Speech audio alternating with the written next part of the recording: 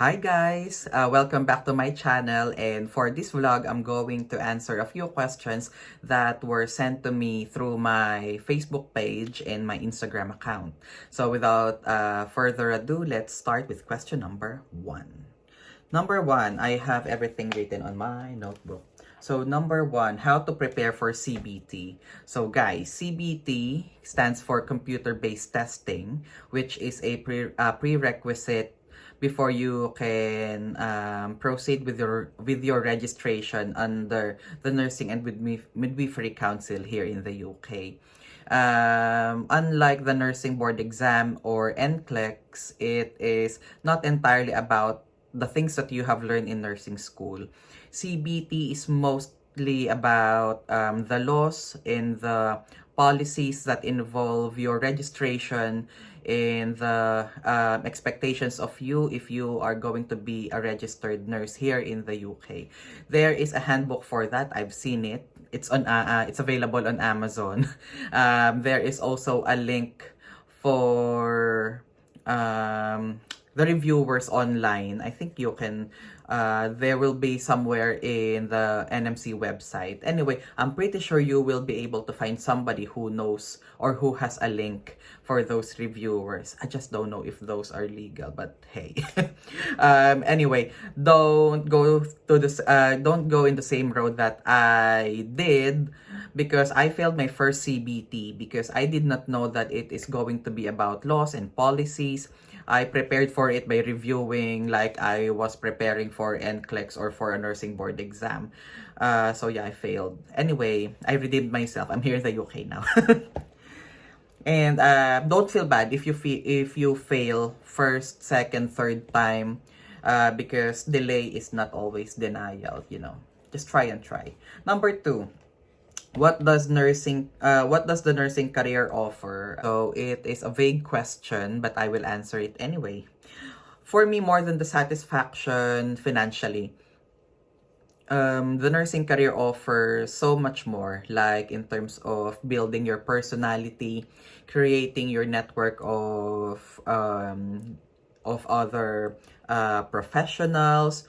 I was able to travel because of my work, because of course I had to leave the Philippines and settle here in the UK. What else? Also, the security, because nursing, although it might not be as high paying as the other jobs out there, but look at what the pandemic has taught us.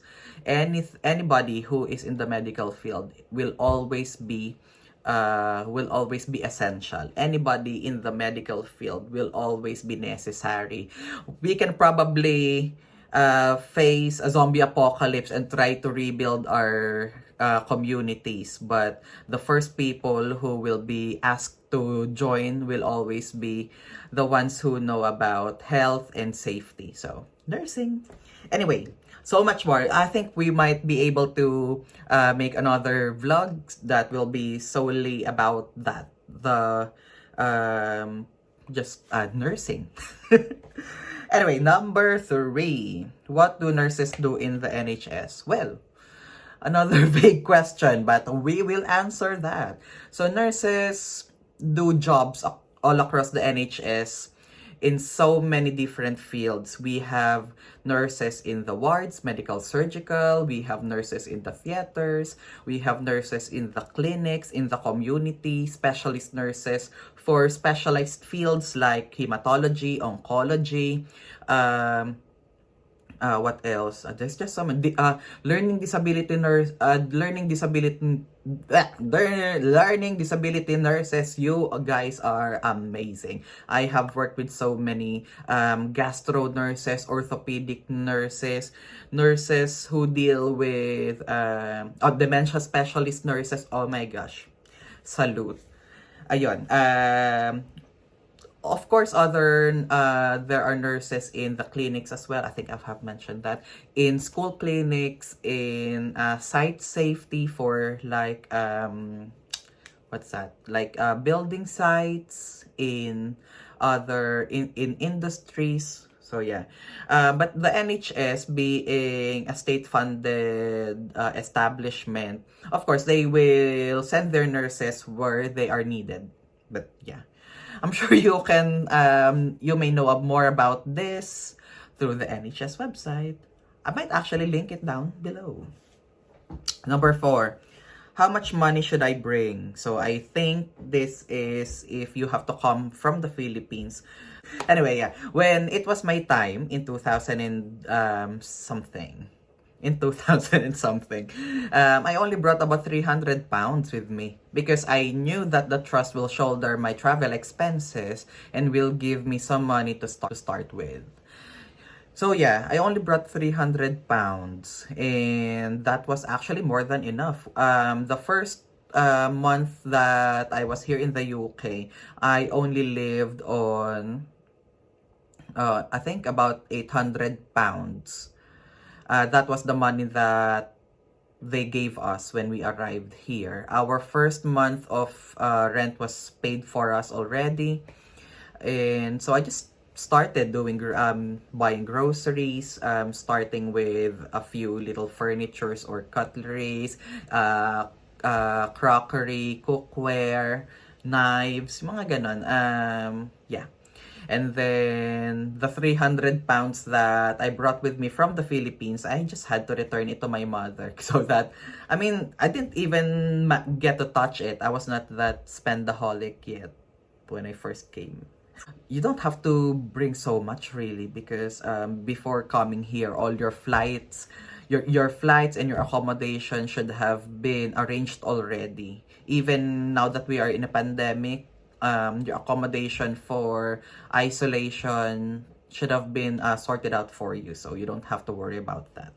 But yeah, if you have the means, then bring as much as you can, but it's not necessary to bring so much. Number 5. How or when to apply for a Band 6 post? I would say you apply when you are confident, when you feel confident. But of course, confidence is not the only gauge to see how prepared you are to be a Band 6 or for a Band 6 role. So a Band 6 per se is not exactly a role. Band 6 is your pay grade, is your pay bracket. But you can be a Band 6 specialist nurse, or you can be a Band 6 junior sister, or just like myself, a junior charge nurse. So yeah, it depends. But for us in the wards, in the hospital setting, you apply for a Band 6 when you feel that you are being called. There will always be that tiny little voice in your head who will say, yes, you want this, yes, you can do this, and yes, you will go for this. But of course, you have to reflect and check that you are indeed competent already. You have managed to finish at least your basic competency packs. You have something that you can offer that the others won't, or the others don't have. And when you have that that little edge over the other applicants, you go for it. And yeah, we will do another vlog for that. Ang daming other vlog. Mag-subscribe naman kayo muna para dami na tayo ng pera. Number 6. What to do if I don't like the area I'm placed in? Well, if you have the choice, well, actually, reflect first. Why do you not like the area? Is it not your area of practice? Do you feel outcast by the other staff members? Is somebody bullying you, or you have a problem with the speciality of that area? You don't have to endure so much stress at work, but at the same time, you need to be able to make sure that leaving that area would solve your problem, because you don't want to leave a familiar place for you just to create some more problems by being in a place where you feel that you don't belong again. Yun lang, hindi ako galit. Anyway, so yeah, you can always speak to a manager, to a matron, speak to a member of human resources or recruitment, and they will always have a place for you that would fit your skills and would make you hopefully more comfortable. all across the NHS, we have a lot of areas that will need nurses like us. It's just a matter of are you fit for that specialty? Do you feel at home in that specialty or in that clinical area or in that job setting?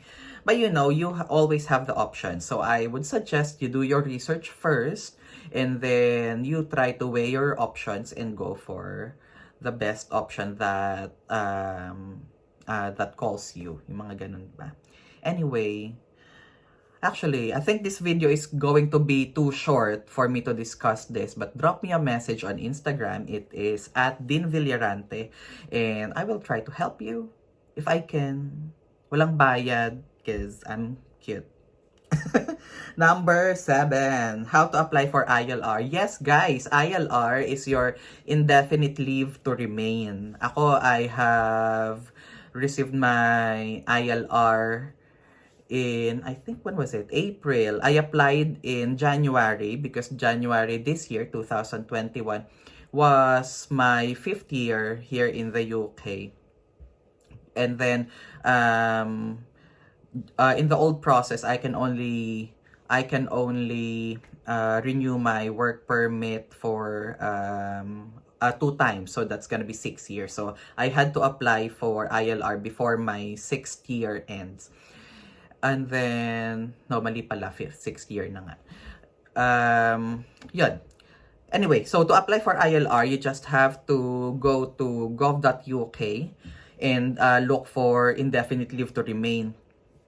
They will ask you to prepare several documents, including your current work permit, your previous and present passport, what else? All your leave and schedule, work times, things like that. Anyway, it will, all of those will be there. And then you just have to make an appointment and you will be asked to attend that appointment so that they can do your biometrics and take your photograph and then wait until they can issue a new card for you, which will say you have been granted indefinite leave to remain. So that means you are now a UK resident. You're not yet a citizen, but you are a resident. I think the ILR now grants residents to come in and out of the UK for at least 10 years or 15 years. Can't remember. 10 years, I think. But yeah. Ako, I applied in January, of course, still the middle of the pandemic. And then we did not have, I managed to complete all the documents, submit all of those electronically. But then I had to try to get an appointment for my biometrics. But since it's pandemic, all of the establishments are closed. So I had to wait for, I think, about 6 weeks before I managed to get an appointment, which was 4 hours away from where I live by train. It was in Sheffield. I live in Cambridge. It was in Sheffield. So just to show you how far it was, I traveled 4 hours by train and then just 2 hours more, I'll be up in Scotland. Anyway, that's done. If you have any questions about applying for ILR, I will link gov.uk down below. Number 8, Cambridge or London. Siguro, I think this pertains to if I prefer Cambridge or London. I think for me, I prefer Cambridge. Because Cambridge is very homey. Cambridge is a big city, but it's not as busy as London. This is the kind of vibe that I grew up in when I was still in the Philippines. I'm from the province of Laguna, which is just like Cambridge, not too far from the capital, but is far enough to avoid the busy, the busyness, the hecticness. May ganun bang word, hecticness? But yeah, other people crave that. Other people love the fast-paced life in London, which, each to their own. But yeah, for me, I prefer Cambridge. Although they say London has a better pay because they have the London rate, and here in Cambridge, we don't. But still, I prefer the quiet life. Ano ba number na? Number 9, how do you save? I think I've mentioned this before. I save by creating another account that is not linked to the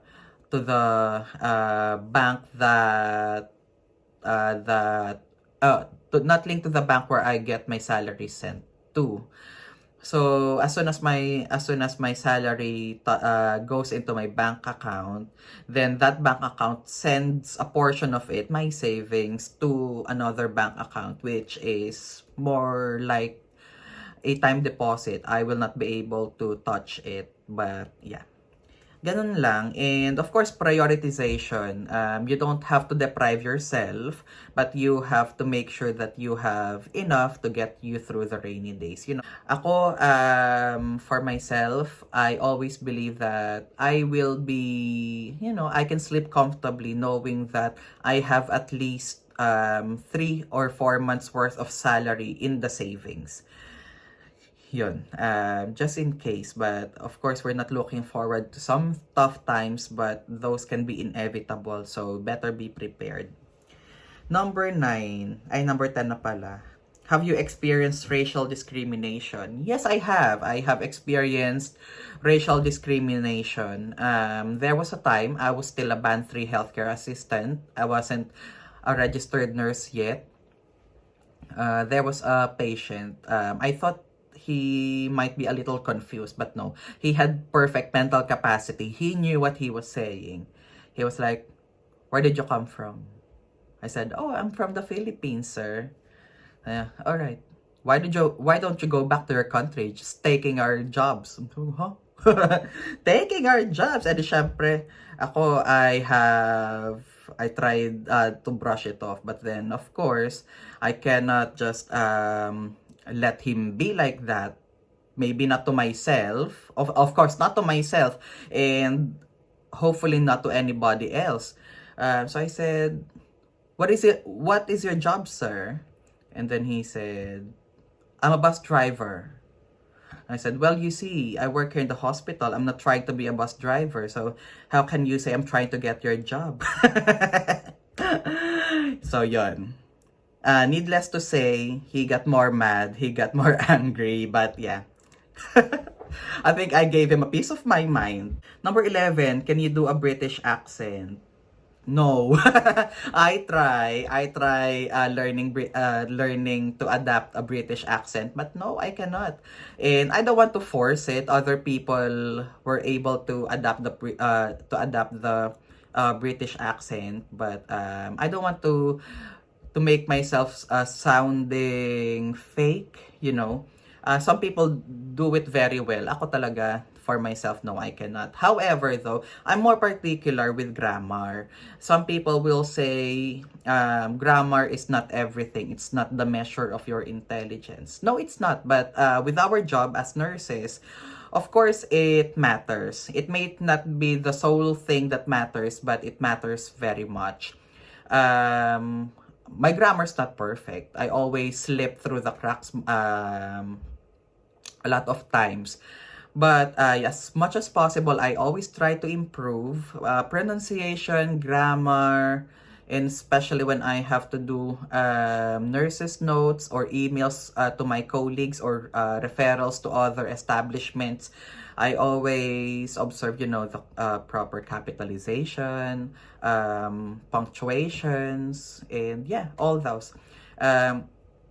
One of the things that I always mention to my colleagues is during handover, I hear people say, "This gentleman is 89 years old. He came in for a broken femur." No, guys, that's wrong. We're already giving the wrong information. If you say that the gentleman came in for a broken femur, why would he come into the hospital to get his femur broken? Diba? It doesn't make sense. Yung mga simple things like na ganun, this gentleman came into the hospital due to or because of a broken femur. That makes more sense. Wag yung for. Hi guys, sorry I forgot to mention earlier. I know that I said grammar is not the sole measure of someone's intelligence, but it matters. But of course, if you are going to to correct somebody's grammar, make sure that you correct the grammar, or you teach in a very, in a warm way, in an empathetic way. Because if you just go around correcting people's grammar and you yourself is not perfect or don't have a perfect grammar, it just makes you an. Anyway, that's all. Anyway, so yeah. I cannot do a British accent, but I always try to improve on my grammar and how I say words. Communication is the key for effective nursing care. Yun lang. I think we've managed to go through all the questions. If you have any more questions, comment down below, or you can message me on my Facebook page, The Certain Experience, or DM me, slide through my DMs on Instagram at Dean Villirante. That's all for now. I hope it's somehow informative. That's all. Bye. Till next time.